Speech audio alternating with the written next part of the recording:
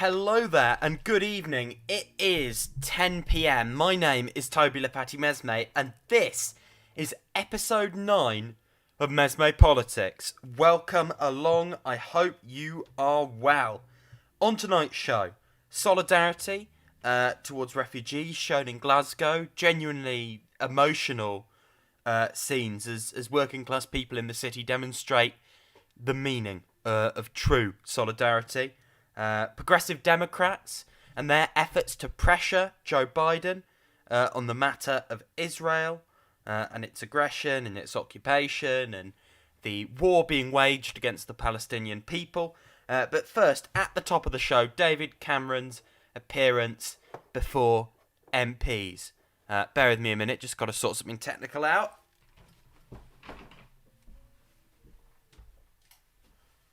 We get this occasionally. Yeah, should be all good now. Right, on to the David Cameron story. So, David Cameron has said he was paid far more as a part-time advisor to now collapsed Greensill Capital than when he was Prime Minister.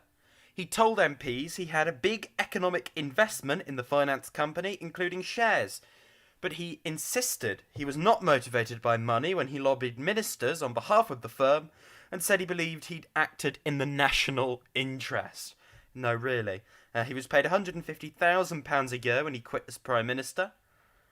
Speaking via video link to the Treasury Select Committee, he repeatedly declined to reveal his exact salary at Greensill, which he joined 2 years after leaving Downing Street, calling it a private matter. The panel of MPs is among 3 parliamentary committees that have launched inquiries into the committee following its collapse in March. That headline is from BBC News and from The Guardian. In evidence to 2 separate Commons committees lasting more than 4 hours, Cameron insisted he was not aware that the company, which has now gone bust, was in financial trouble when he argued for it to have access to a government COVID emergency loan scheme. But he has admitted that as a former Prime Minister, it was not appropriate for him to be lobbying government on behalf of a commercial firm in the way he did.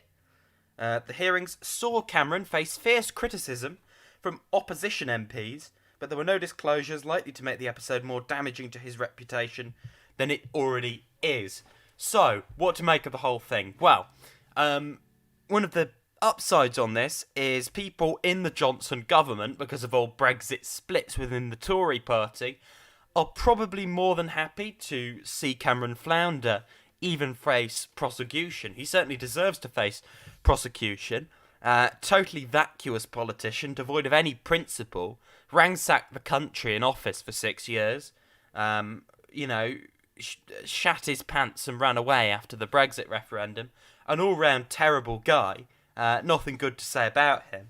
Not even likeable, sort of as a character in interviews in a way Boris Johnson can be. So, Boris Johnson is evil, murderous scum. At least he's a little bit likeable. David Cameron is evil, murderous scum, and he's thoroughly dislikable. Not that actually matters when people are dying, but, we take our wins where we can.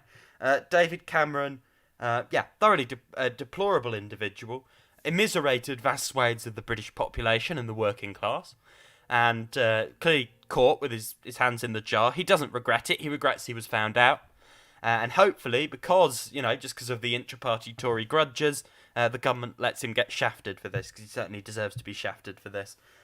Next, on Israel, a group of 25 House Democrats has urged Secretary of State Antony Blinken to exert diplomatic pressure to stop Israel's efforts to forcibly displace Palestinians in East Jerusalem. Even our allies must be held accountable for human rights violations, said US Representative Mark Pocan. The lawmakers point to the demolition of more than 5,000 Palestinian homes in East Jerusalem within the last 50 years, which are in clear violation of international laws governing human rights and war crimes.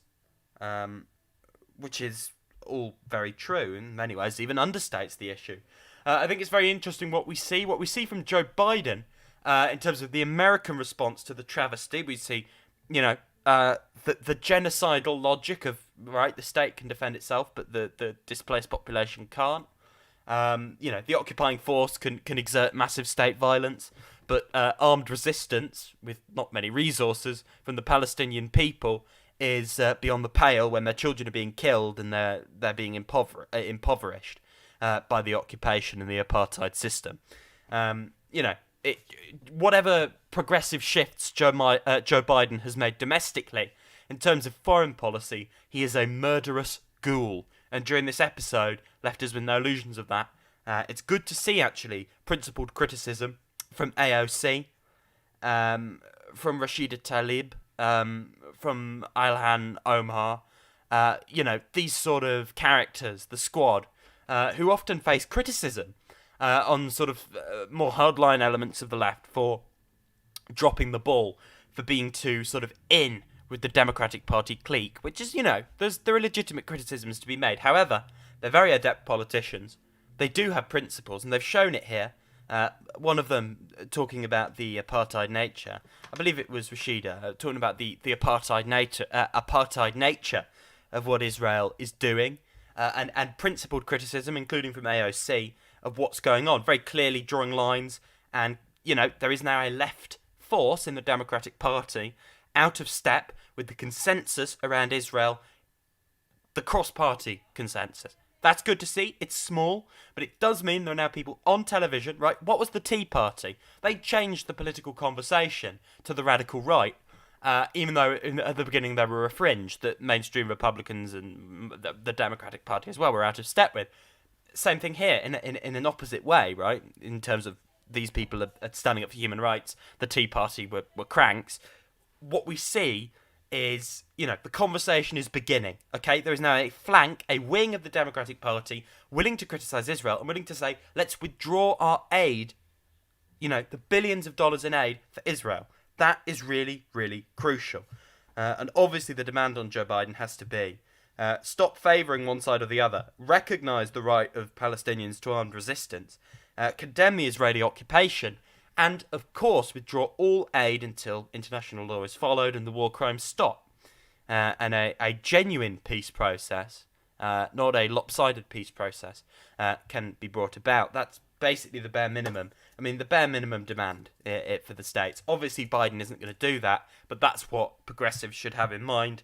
If you're not pushing for something like that, if you're not supporting sanctions campaigns against Israel, you are not progressive. You are deluding yourself by calling yourself progressive. Next, final story of the day. Really heartening story.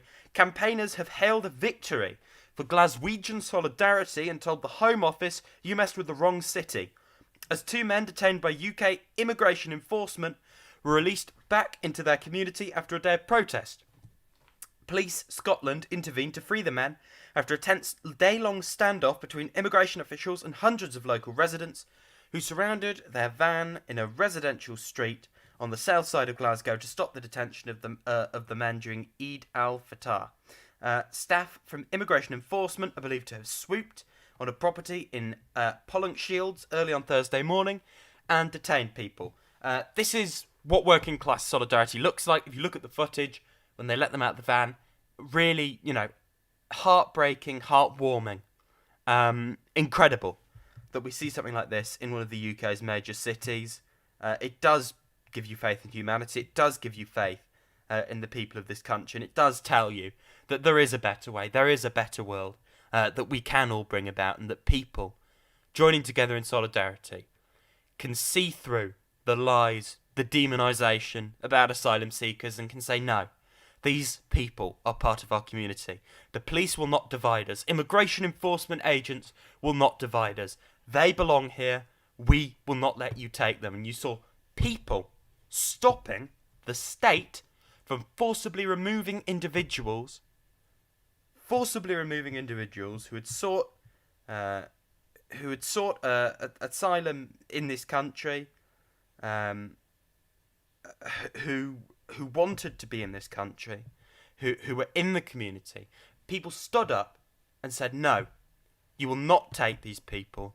They are one of us. They have as much right to be here as any one of us. We are all them. And solidarity with the excellent campaigners and the people on the streets in Glasgow. That's it from me today. This has been episode 9 of MesmePolitics. I'll see you tomorrow.